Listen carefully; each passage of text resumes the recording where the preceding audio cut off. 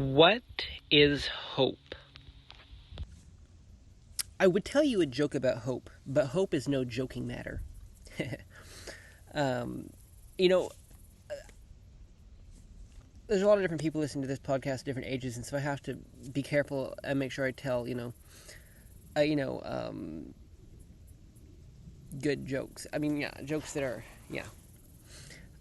okay for little kids to hear. Because the last episode, I didn't open it with a joke, and so my brothers and sisters, they we was listening for the joke, we didn't hear the joke, so there's just that wondering where it was at. So, even though I wasn't originally planning to start this episode with a joke, I did find a joke that's really quite funny here, and it's not true of my life personally, but let me it is a funny joke, so let me tell it to you. When I die, I hope it's peaceful in my sleep like my grandpa. Not screaming in terror like his passengers. So it's I guess, apparently, according to this joke, the grandpa must have been driving a vehicle when he died. Slept. Or no, it was sleeping. He fell asleep driving and whatever. I guess in this, according to this joke. If you didn't get that. I don't know. It's funny. Let me say the joke again. When I die, I hope it's peaceful in my sleep like Grandpa, not screaming in terror like his passengers.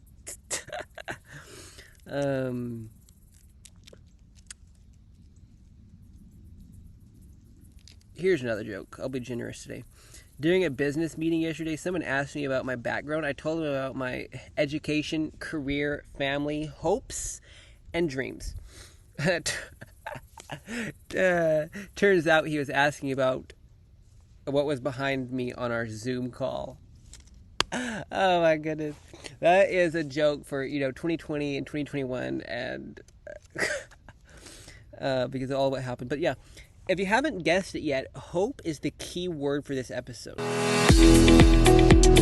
I think that through our journey with Annabelle, that others can see the pain that we went through. I mean, we were very vulnerable to others. We let them know we were hurting and that it was a tough experience for us. But at the end of the day, life is going to throw you trials, and there will be obstacles, and there will be pain, and there's a higher purpose to that pain. And sometimes God uses those trials in your life to make your life even better than ever. The idea when wishes change takes maybe a dream you've had your whole life. Maybe it's what you wanted to be when you grew up, and maybe it's who you wanted to marry. And maybe that dream isn't going to come true, and maybe there will be a trial, there will be a tribulation, there will be something that you go through. But if your wish changes, you have to open up to the idea that something bigger and greater can happen in your life, that God can have a bigger purpose for your life through that wish changing.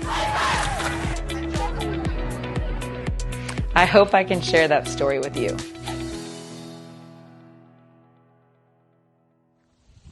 Once again, hi, my name is NCR, and welcome to another episode of the Sunshine Podcast.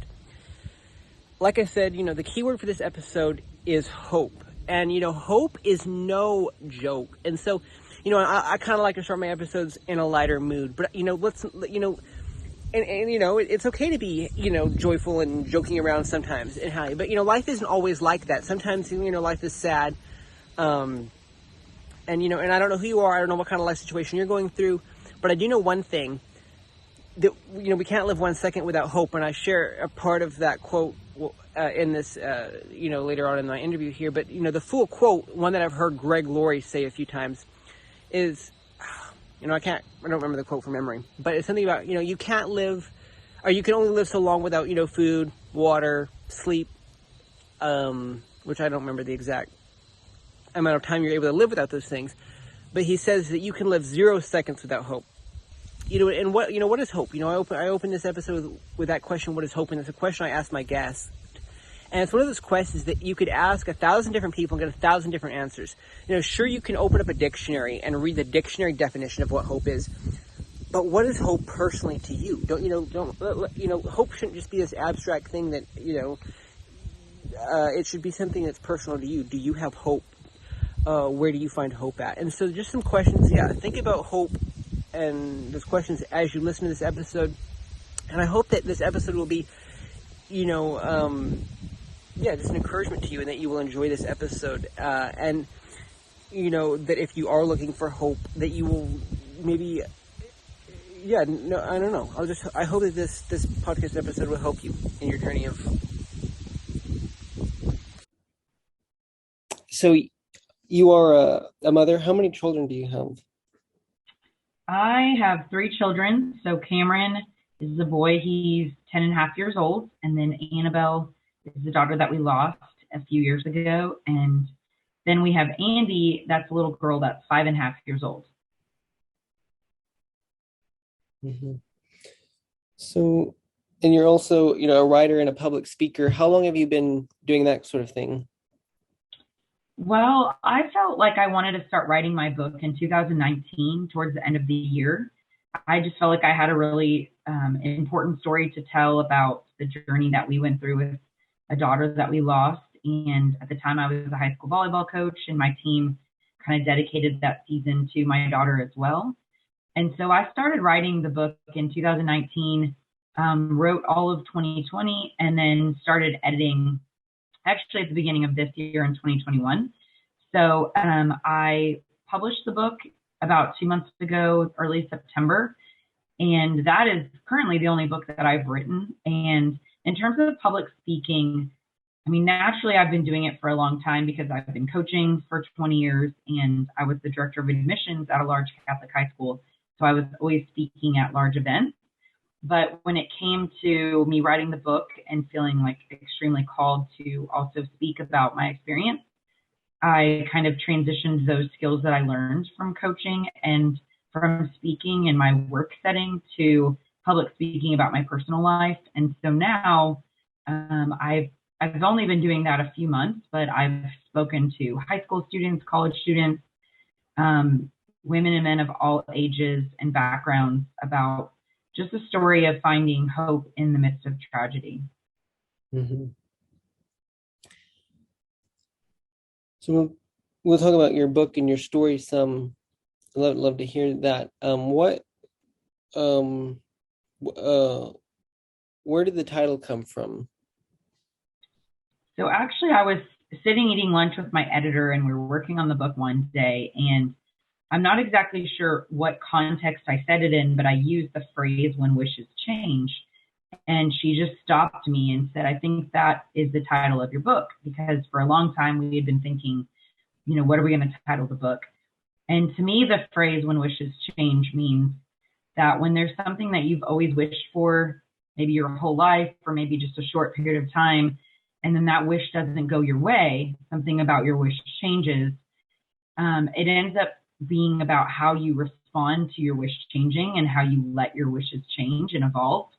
And so for me personally, that was my wish for a healthy pregnancy, a healthy daughter, and then receiving a diagnosis that she would likely not live, and having to embrace that news and understand what that meant for our family, but changing our wishes. So instead of just wishing that I got a healthy baby, I wished that I might get to meet her or spend some time with her. And so I just was able to let my wishes evolve over time. And then the book title came out of that. Mm-hmm. Mm-hmm.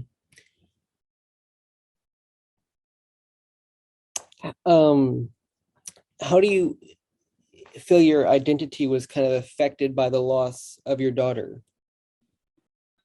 That's a great question. So for a long time after my daughter passed away, I felt like I was a different person. There was a Tricia before the death and after, the death. And it was really hard for me to open up to people that did not know me when my daughter was alive or when I was pregnant with her, because I just felt like they didn't really know my story.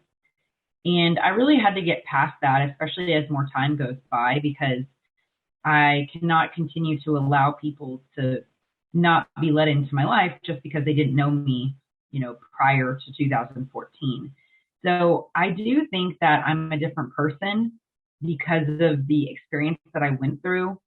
But I do think that over time, I've tried to be more conscientious about letting people in to the story. And especially now that I'm speaking and I've written a book about it, I'm much more of an open door than I was before. But I do think that in any life situation, that if you've gone through a particular tragedy or a loss, you do come out as a different person. Mm-hmm. But if you can embrace those differences and use it as an opportunity, maybe to help other people in that situation, get through their loss, or be able to speak about it to help share your experience, I think you can find purpose in the pain. Mm-hmm. How do you feel that your relationship with God was affected through your loss? When we got the diagnosis when I was 12 weeks pregnant that we would likely lose our daughter. We were even told we should abort the pregnancy, and we didn't. I was really sad, and I think I went through a lot of emotions. I went through anger and confusion and sadness, and I think that I was able to work through a lot of those emotions over a period of time, because in a weird way, I was able to grieve a loss before it even happened. Mm-hmm. Mm-hmm. But I think now I can see a bigger picture and a bigger perspective, because it's almost been 7 years. Mm-hmm. And I think that, God created Annabelle perfectly. And even though she had a defect in her heart, she was only meant to live for 6 days. And that was the story he had planned for her. And so I think that now that it's been several years and I've been able to maybe get through some of those grieving steps and see a therapist and talk through some of the stages of grief, I'm not mad at God. I'm happy that I got to be her mother and got to know my daughter, even though it was for only 6 days. But I have found hope and joy in, everything that I have in my life now, even though I went through a tremendous loss. So I do think in a way, it did bring me closer to God. And even in times of anger and frustration, I found him drawing me in. And so even when I was mad at God, I felt like he was closer to me than before, because I was walking through all these emotions. And I think people need to understand that that's okay, to be mad sometimes at God, or have bad days, or be frustrated sometimes, and give yourself a little bit of grace for times like that. Mm-hmm.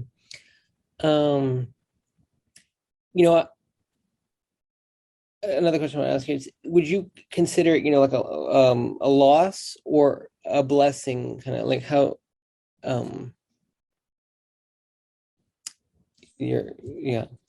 Well, I think it's both. I obviously had to go through the loss of a child. Mm-hmm. And so there is a part of me that is no longer on earth, that's in heaven.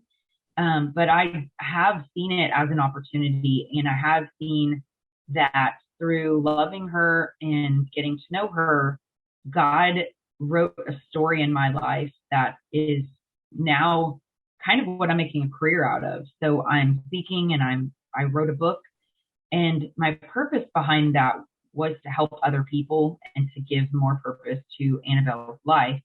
Mm-hmm. And on the other end, I think I get tremendous value out of sharing my story, because then I've noticed it when I speak in public. I was at a college a few weeks ago speaking, and ultimately the message is allowing God's will to take over your own wishes, and just my journey of faith and finding my faith in a loss. And I had this girl stay after and tell me how impactful the speech was and how meaningful it was to her. But her particular situation was that her mom had pretty far along stages of cancer. And so even though her story wasn't exactly like mine, we could connect on the same level of having our wishes change and having to succumb to God's will over our own will, and going through all the emotions of grief and loss and confusion and anger. And I think the more vulnerable that I can be and honest with what I've gone through personally, it can really talk to others and where they are, because ultimately the message is there's always sunshine and a rainbow on the other side of rain and storms. And I'm sitting here in Dallas, Texas with it pouring rain outside, but I know that the rest of the week the forecast is sunny, and that as soon as the plants get some water, it will be beautiful in the next few days. But we have to get through these hard times to get to see, the sunshine come out again. And I love thinking about that because I remember being in such darkness and sadness Mm-hmm. that I didn't see that light. I didn't know that it existed on the other side.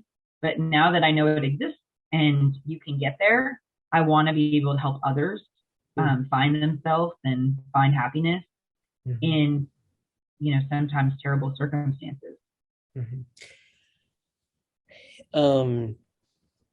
It's interesting how going through a hardship can just change us and affect us and grow us. And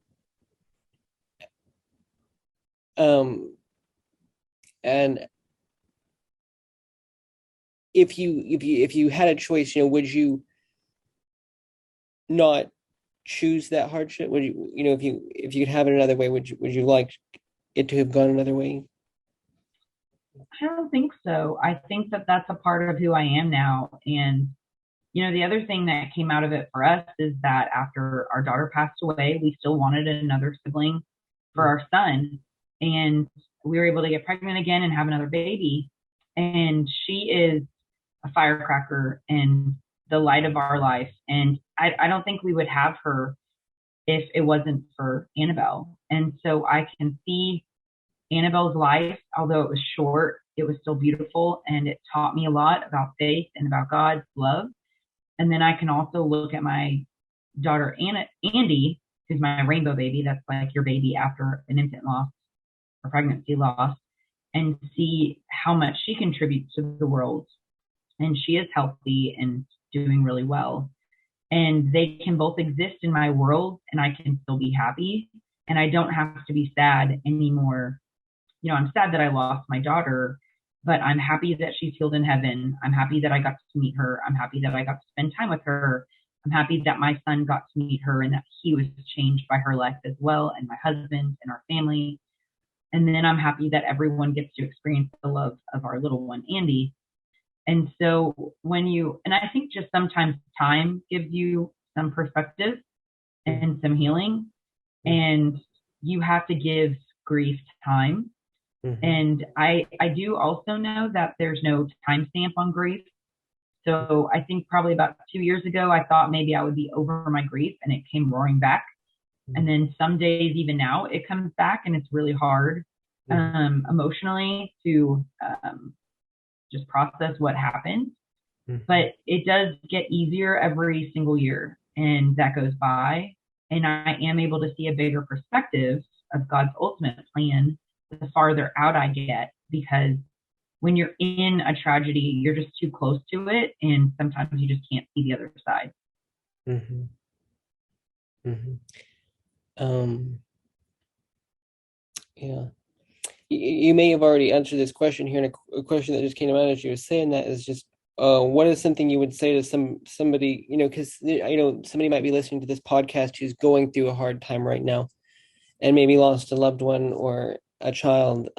Just what is something you would say to someone who's experiencing that right now? I have a lot of advice, actually, and it kind of depends on the type of person you are. So I found some great resources online. So I went on Facebook, actually, and just found a community of other mothers experiencing the same exact kind of loss. So other moms of trisomy 18 babies. And to me, those were the people that could relate the most directly to me and understand me. And so I felt like that was a really helpful resource. It also helped me to talk about it with friends that I was really close to. And so I did hold close certain, friends at work and just in my personal life, that if I was having a bad day, I knew I had to have people in my life I could be honest with. Mm-hmm.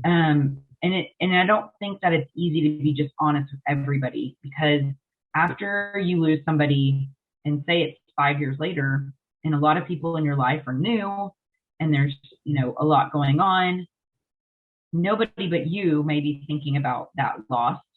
And it was really hard for me to admit days that I just couldn't deal with it unless somebody really, really knew me. And so it was important to me to have a close network of people.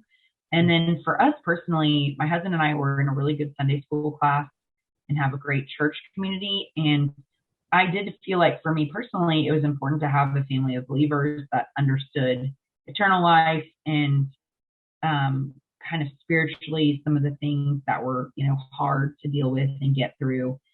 And, between a combination of all of those things, I know that that really, really helped me. I mean, the one thing that doesn't help is to just be isolated and think that you're alone, because there's always somebody that can relate to you, whether it's a close friend or a stranger out there. There are so many ways now that you can connect. And, what you're doing, having a podcast for people to share. And I think, I didn't know about podcasts, or maybe they just weren't as big of a thing over 7 years ago when I was pregnant. And now that they're so much more popular, I think I would have definitely been that person to find podcasts for, grieving moms, or inspiration or motivation to help me get through that time. And I could see that being extremely beneficial. So even, seeking out podcasts that are inspirational and helpful for you and your grief or your loss or your troubling time, I think is a great resource. Mm-hmm. Yeah, so you're just saying how podcasts, might not have been a thing very, like 7 years ago. What were some maybe resources that did help you? Yeah, the Facebook community, I think those started existing, and just phone calls. I mean, my husband had told some people at work about what was going on with us.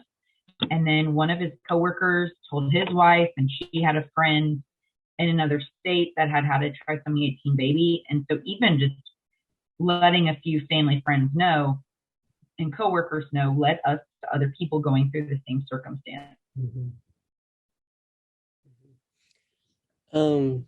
So the key word for this episode is hope. And I'm going to share my favorite quote about hope, because one of my favorite quotes says that, you can only live about a second without hope. And so, both you and I are living right now, so we must have hope. How do you feel that hope has kept you alive through your story? Well, I think without hope, you can get extremely lost, and you can, definitely feel like your life has no purpose. Mm-hmm. And if you find purpose in your grief or your loss, or just in your life in general, that purpose sparks that hope that something is coming that's better than you could ever imagine. Mm-hmm. And so for me, I lost a daughter. I went through a really hard time, but that led to me feeling very called to write a book. And then the book led to speaking opportunities, and speaking opportunities led to meeting people from all over the country that are going through hardships. And it all kind of happened in the middle of a pandemic, So I think that it's really important to look back on your life in different moments when God has come through for you, and that is evident, and you had great things happen to you because you had hope, to remind yourself to always continue to have hope and always persevere through adversity and through bad situations. Because if you believe God is good, then God will reveal himself in good situations and bad situations, and will create purpose even out of something tragic. And that really by itself gives me hope. And I hope that's helpful to other people as well, because like I said, I know you can be so lost in just emotions and anger, frustration, and sadness. But if you just wake up every day and kind of set some goals, and you're hopeful about life and what that day may turn out to be, and you just keep doing that every single day, you're going to accomplish great things, and you're going to start seeing amazing things happen in your life. Mm-hmm.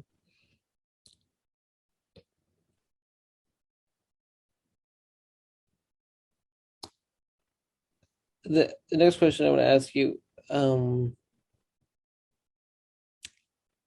because one question that often comes to my mind whenever I hear words like faith, or worship, or the word hope is what is it? So I just want to ask, what do you feel? I don't know if this might be kind of not a very good question, but what do you what is hope?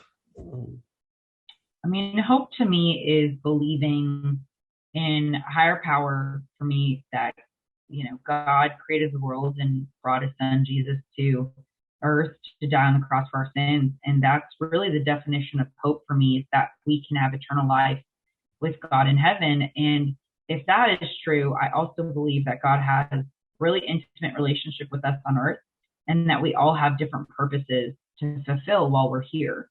And so, someone's purpose in life may just be to raise their children, and they're stay-at-home moms, while another is a CEO of a company, or another is, over here working at this business or that business. I think all of us have to internally figure out what our purpose in life is. And I do think that over time that changes.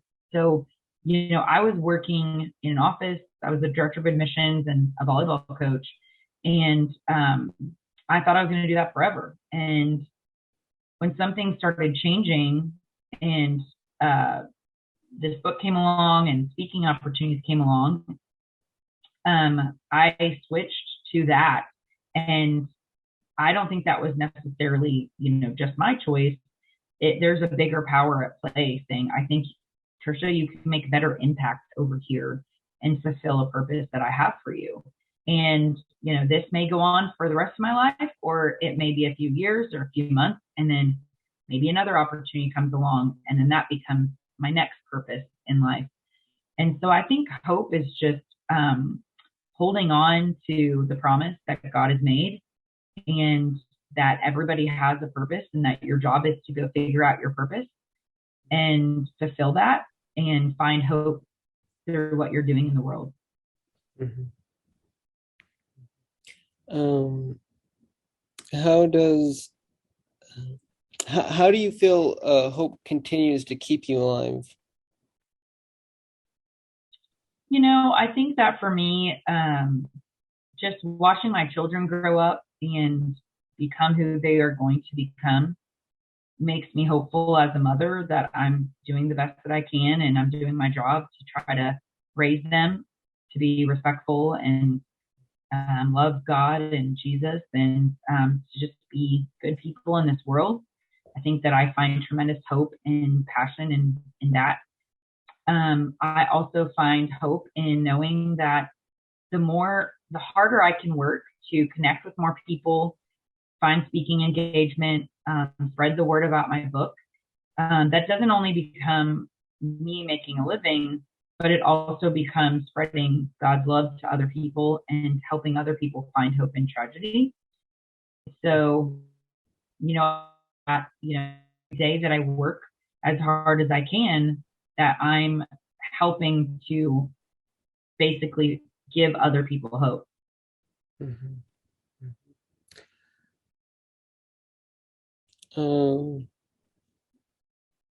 I just have a few more questions here, and then I guess we'll wrap up soon. Do you feel you could face tomorrow without hope? Well, according to your quote, no, I can't. No, yeah, I don't think you really can. Mm-hmm. But I will say that, on some bad days that I've had, say it's just a day where I'm having, kind of some emotion from losing my daughter, or maybe it's just something else situationally in my life. I can't force hope sometimes. Do you know what I mean? Like, sometimes your brain just needs to allow yourself to lament and be sad and be frustrated and be angry or depressed or anxious. And then maybe you just need that time, give yourself a few hours and not put too much pressure on yourself to get through that. I think that I've found myself in the past to just be positive, stay on my game. The wheel has to keep spinning as fast as it can. And I realized you just have to give yourself some grace sometimes to just have a bad day or a bad moment, or give yourself some time alone, or whatever it is that you need to be able to bounce back and be positive. So, I don't think you can really go on hopeless in your life, but I do think that sometimes we force ourselves to be happy and put on a face when really we don't feel that way. And instead of faking it, we should allow ourselves to just kind of embrace that moment and what we're going through, and then work on getting past it. Mm-hmm. Yeah, I love that so much. Just the things you touched on and answering that question. Because yeah, it's when you are going through a time, it's you might it's hard to have hope and you might just fake it. Yeah, but that was good. So I don't have anything else in my notes here to ask and to talk about. So I don't know if there's anything else you want to talk about before we end recording here. Yeah, I think one thing I'm excited about is that I have a book to share with people. Mm-hmm. And just like I talked about having resources, maybe that's a Facebook community or a podcast or talking to someone. I know a lot of people like to read. Mm-hmm. And, my book is called When Wishes Change. It's a quick read, but it's extremely inspirational and I believe can give hope for anyone that's going through something difficult. Through just hearing our story and kind of working through that journey in my life. Mm-hmm. And then the other thing I would say is because so many of us are on social media, one thing that I found helpful when I was going through our loss and afterwards was making sure that I followed more positive influences on social media. And so I really started loading up on motivational speakers and authors and just Christian celebrities or people that spread good news and good messages, because it's so much nicer if I'm on my phone in the morning scrolling through some positive messaging. Mm-hmm. So I try on my social media to do that and to create hope and help people find hope. And, some of it's fun and some of it's inspirational and some of it's motivational and some includes upcoming events that I'm, doing. But I think that it's important to follow people and whatever your social media platform is that provide you inspiration, motivation, and hope instead of making you feel bad about yourself or, just making you feel bad after you get off your phone. Mm-hmm. Mm-hmm. Well, this has been a good conversation. I'm going to be sure, in the description of this episode, I'm going to have a link to your website, and a link to your book on Amazon so people can check that out.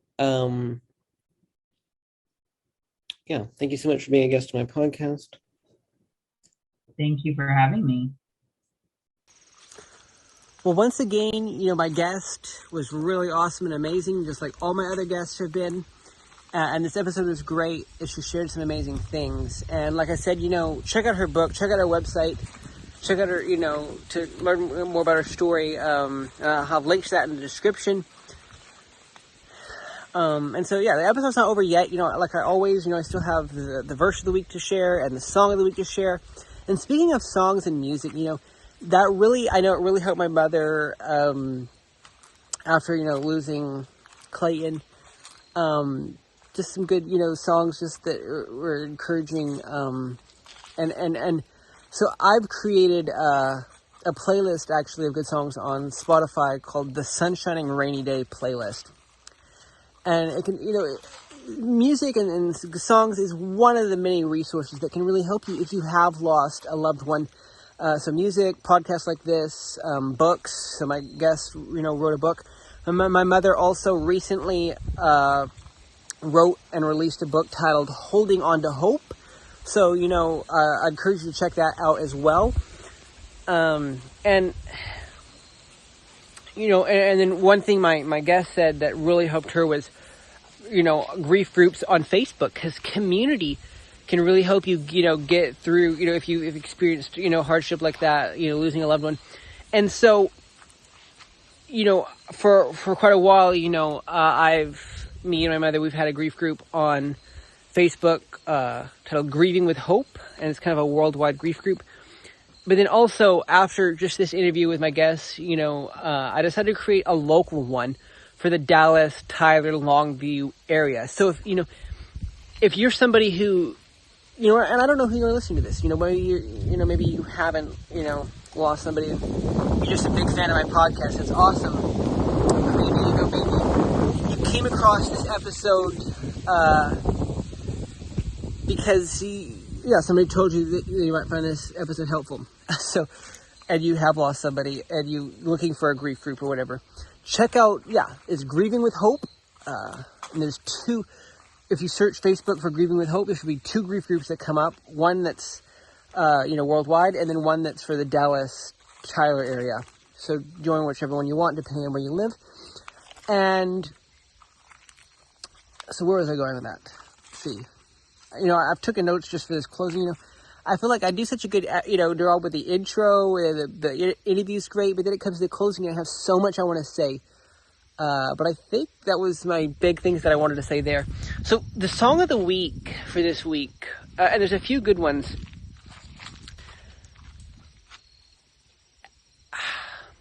There was a few, I can't remember the names of them now, but the one that I do remember the name of is My Redeemer Lives by Nicole C. Mullen. And in that, and the reason I picked that as the song of the week is because in that song and a few other songs that I picked, there's the lyric, you know, because he lives, I can face tomorrow. And those are, you know, so it's a really good song, so that's the song of the week. Also another song, one that my mother really loved, is Just Be Held. And I also should have asked my guest if there was any songs that really helped her, because I would have had them as the song of the week as well. But I didn't. My bad. So, My Redeemer Lives by Nicole C. Mullen. And the verse of the week is, and I love to share a verse every week on my podcast because, you know, if you are somebody who's looking for hope, you know, the best place to find it is in God's Word. So the verse of the week is, I don't have this one off the top of my head, but another verse off the top of my head that I have memorized is, for I know the plans I have for you, says the Lord, plans to prosper you and not to harm you, plans to give you a hope and a future.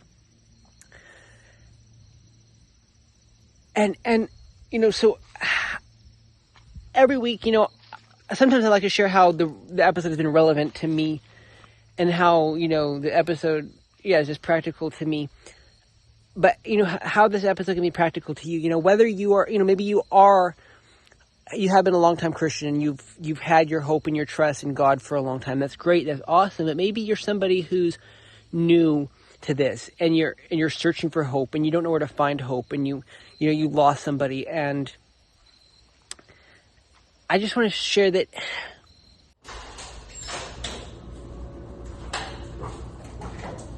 you can find hope in Jesus. Well, that's it for this episode. I want to thank you so much for watching to the very end. Make sure you hit the subscribe button to get notified of future episodes of the Sunshine Podcast.